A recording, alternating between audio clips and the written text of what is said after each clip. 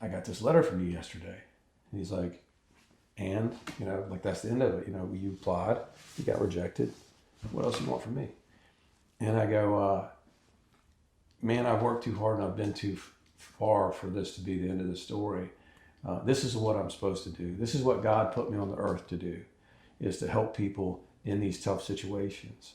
And so I need for you to understand that. And I need for you to look deeper than what you've done so far. And we talked for a little while, and I think he understands, my commitment at least.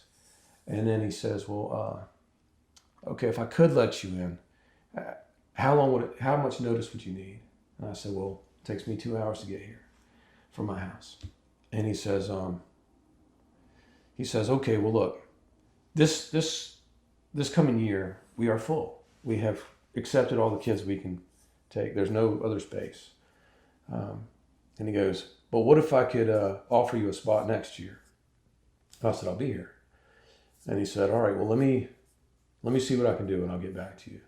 So I go home, and then a few days later, I get a letter in the mail, same postman, and it's a little letter too, but this time the letter says, we will see you next May, and you're being offered admission into what was called a performance-based admission program.